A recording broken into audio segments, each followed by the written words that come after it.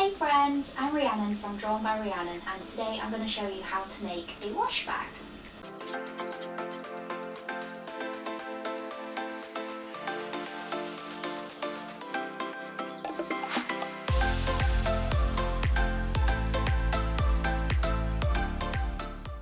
Wash bags are a really useful item. You use them for toiletry bags, for a craft bag.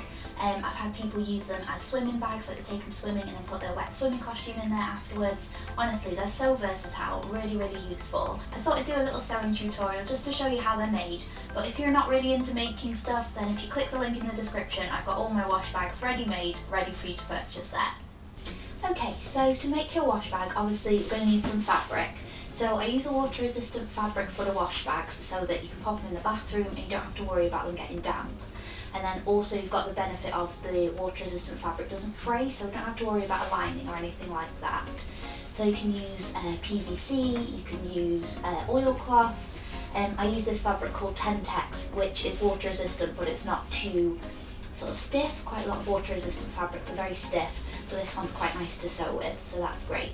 Obviously you can have your fabric any size you want, depending on what size you want your finished wash bag, but the size of fabric that I'm using here, it's 50 centimetres tall and about 28-29 centimetres wide, so that is going to give us a finished wash bag that is about 27 centimetres wide and 19 centimetres tall once we've added in the flat bottom there. Then obviously you're also going to need a zip, so you want to go for a zip that is slightly wider than the top width of your fabric, so you've got that little bit of overlap on either side. That just makes it easier for sewing and for turning through and that kind of thing. And then because with water resistant fabric, if you put pins in it to hold any seams that you're wanting to sew, it's going to leave holes in the fabric. So when you're sewing with water resistant fabric, I would really recommend getting some sewing clips instead. So these is what these look like. These are some wider ones which are great for when you're doing the sewing because they can hold more fabric. You can get these in all sorts of shapes and sizes from craft shops and sewing shops and stuff. And yeah, if you're wanting to sew a lot of water resistant fabric, I would highly recommend them because they're just a lifesaver.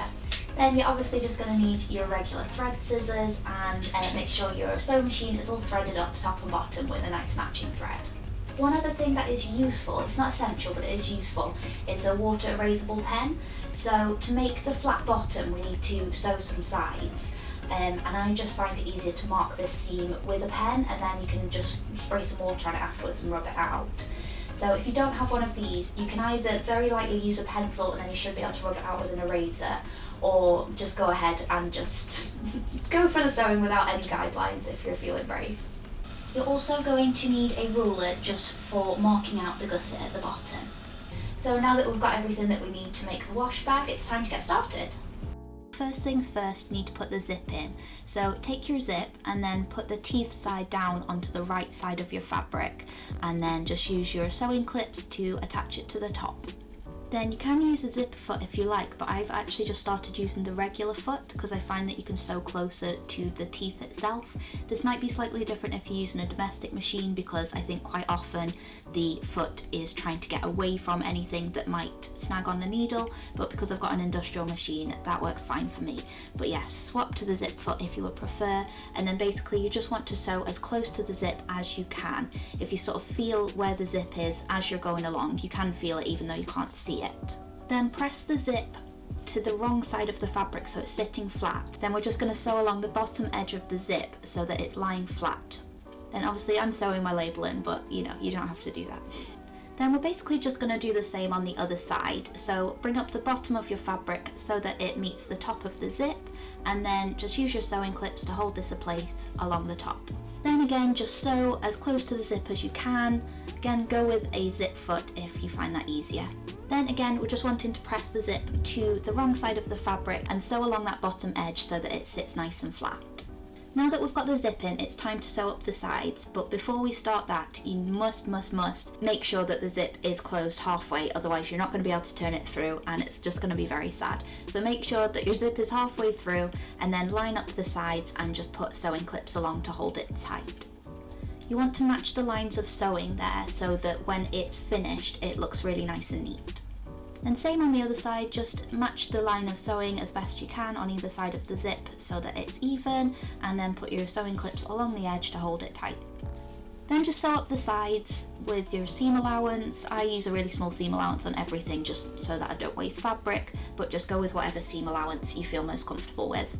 Do that on both sides. I always do sort of a few lines of stitching over where the zip is, just to reinforce the stitching there, because that is going to be using a lot of pressure when it's used. Okay, then for the bottom, so you want to go into the bag and sort of press out the bottom so that you're left with this sort of triangle shape. Then you want to make sure it's nice and even, so if you get your ruler, so the gusset on my wash bag measures 8 centimeters, so you want to make sure that the 0 on your ruler is at the left hand side and that the 8 is on the right hand side, and that the 4 is bang in the middle on that seam line. And that is going to ensure that you have got a nice even bottom on your wash bag. Then I just put a sewing clip in just to hold it in place to make sure that I sew over the seam neatly, and then mark that line with your water erasable pen or pencil if you're using that, so that you've got a guide for exactly where you need to sew. Then just sew straight over that. I always just back stitch a couple of times at either end and in the middle just to make sure it's really secure. Then repeat on the other side. I'm hoping you can see a little bit better what I was saying about getting your measurements all lined up here. Mark off your sewing line with your pen or your pencil, and then put your sewing clip in to hold it in place. Then sew over that line, remembering to back stitch a couple of times just over the ends and in the middle, and then trim off your threads.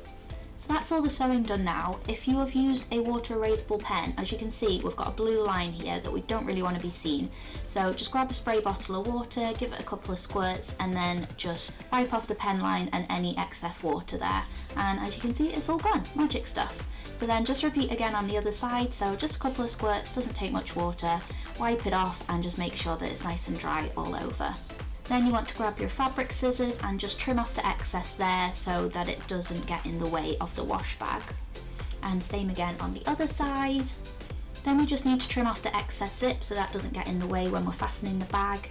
I tend to use just more basic scissors for this so that I don't hurt my fabric scissors. Then finally, just want to turn it through to the right side. Make sure you really poke out those corners. You might want to use a point turner if you're not getting a nice sharp turn. But yeah, poke out the corners, poke out the zip. Just make sure that it's got a really nice clean finish so that you're all done. And there you have it. This is your finished wash bag. So they're a really useful little thing to be able to sew. You can make them in all sorts of different shapes and sizes for gifts or for yourself to have all sorts of different uses.